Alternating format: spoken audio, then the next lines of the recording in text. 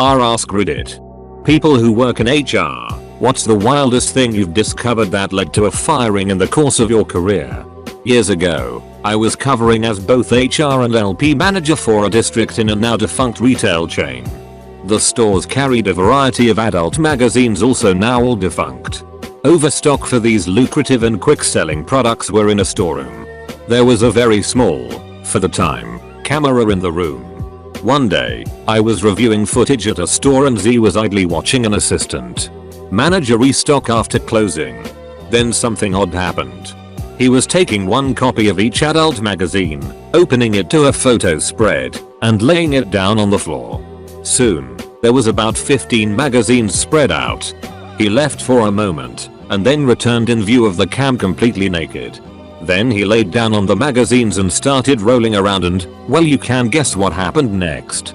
I met with him the next day and said, "I need to let you know there's a camera in the magazine storage area." He stood up, said okay then, and walked out of the store. I ended up putting him our system as resigned, and didn't dispute his unemployment claim when he filed. I went ahead and told the next person who took over the restocking job that a camera was there before he even touched a single magazine.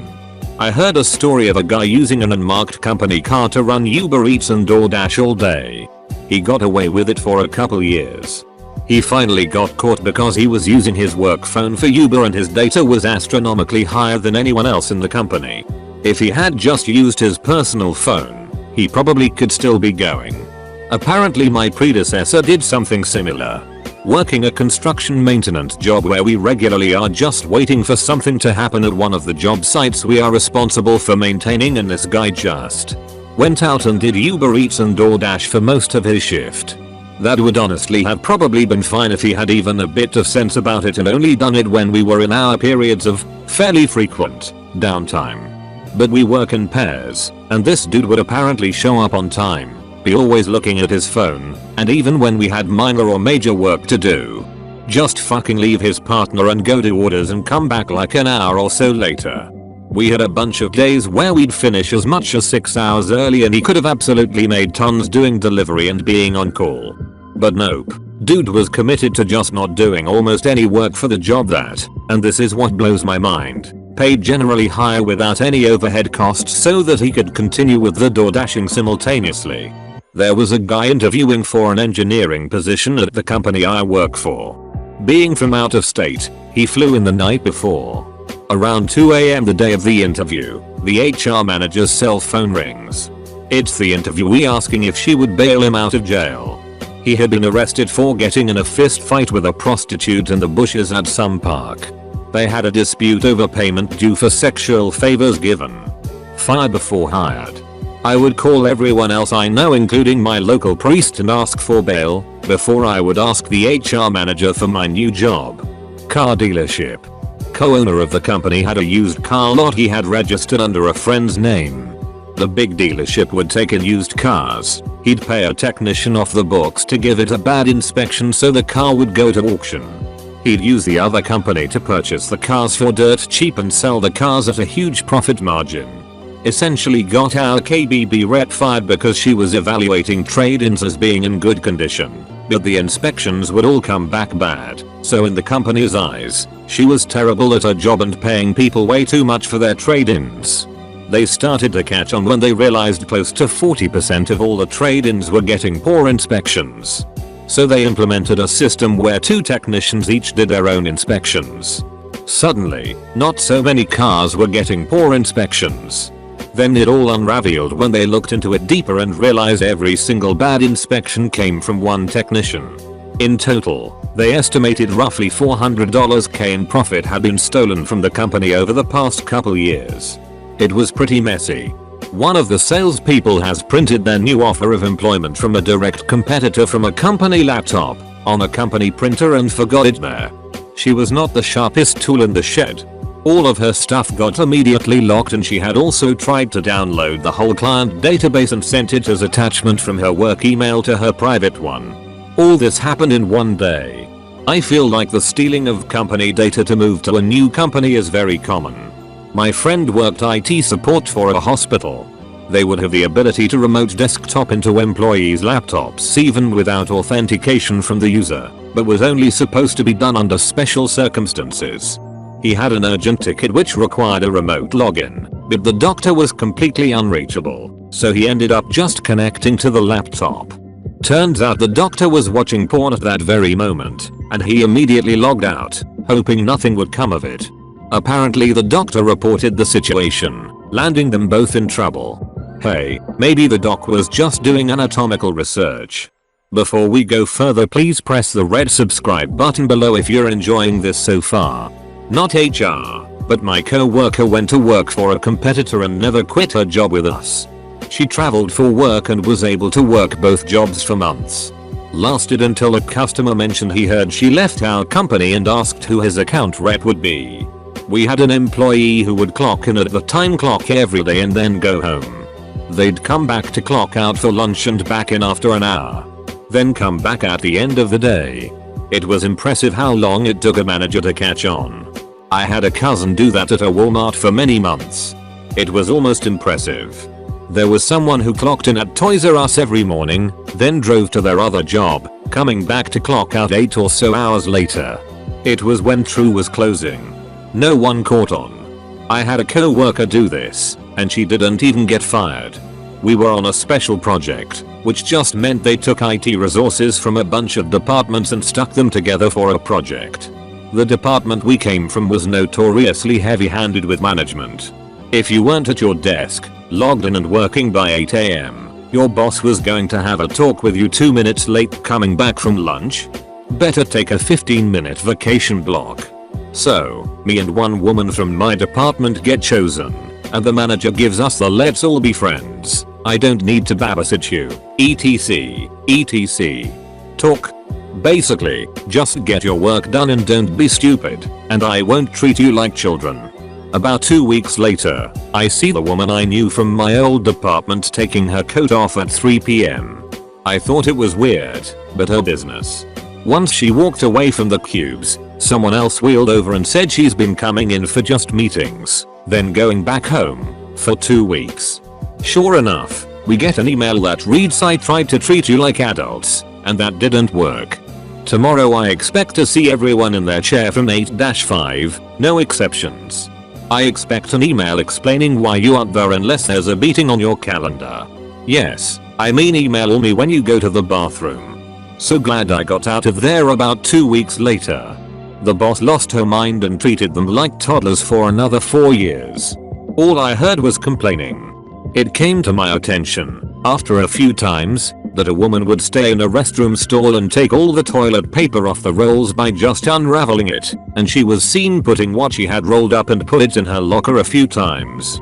She claimed she was too poor for women's hygiene products, so she was told that they are provided and there was no need for her to use that much toilet paper for that. Hope that was the end of it. It started again and she claimed this time it was for wounds and she couldn't afford gauze and wound dressings. Okay, so we just told her again she could use what was in the first aid kits. Management wanted to be gentle. So it starts up again and she confessed she just liked stealing things and this was easy. She was termed after that one. Of all the things to steal though, seriously? Shitty one-ply TP. So, I used to work at a software company and we kept getting complaints about a nap room being cluttered and trash from the nearby break room being left around in the mornings. So we asked security to do some late evening walk-bys to see what was going on. One evening, they found a young Asian woman hiding in the nap room. She didn't work there and she didn't speak English.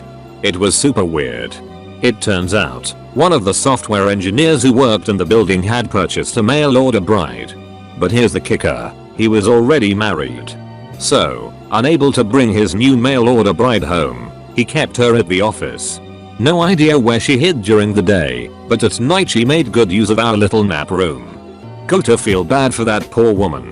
We had a little privacy room at a job I had. It was meant for personal things that didn't belong in the bathroom, like breast pumping or administering insulin. We had a very small white woman who showed no outward signs of being Muslim, egged no headscarves, ate pork friend rice every day, drank at company events, etc. But we can't really judge on that. who said she needed to do her prayer 5 times a day and during work hours she would pray. I'm the privacy room. I wasn't like HR or anything, but my cubicle was right there.